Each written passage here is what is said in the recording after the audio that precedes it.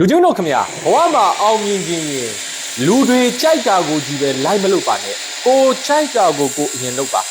ကိုကြိုက်တာကိုကိုလုပ်ပြီးမှအဲ့ဒီအရာကိုလူတွေကြိုက်အောင်လုပ်ပါလူတော်တော်များများစကြိုးစားတာနဲ့လူတွေကြိုက်အောင်ပဲလိုက်လုပ်နေတာနဲ့ကိုယ့်ရဲ့တန်ဖိုးထားမှုနဲ့တစ်ဖြည်းဖြည်းဝေးကွာလာတတ်တယ်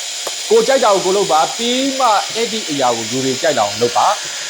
လူကျုံတို့လူတိုင်းမကြိုက်နိုင်ဒါကိုတော့သတိပြုဖို့လိုတယ်လူတိုင်းဆိုတဲ့လူတိုင်းကြိုက်အောင်လုပ်မယ်ဆိုတဲ့စကားကတော်တော်ဆိုးတယ်နော်လူတိုင်းမကြိုက်နိုင်ကဘာပေါ်မှာလူတိုင်းကြိုက်တဲ့ brand ဆိုတာရှိကိုမရှိဘူး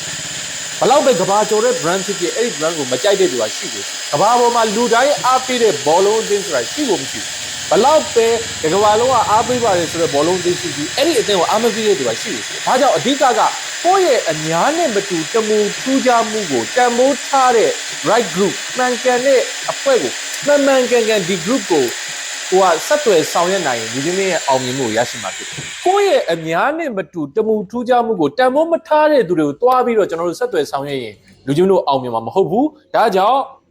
ကိုယ့်ရဲ့တမူထူးခြားမှုကိုတန်ဖိုးထားတဲ့သူတွေကိုမှန်ကန်ဆက်သွယ်ဆောင်ရွက်ပြီးတော့အောင်မြင်မှုတွေကိုအခုပဲတိစောက်ဖို့အတွက်ချစ်ခင်စွာဖြင့်တိုက်တွန်းလိုက်ပါတယ် We must work together. We must build our nation.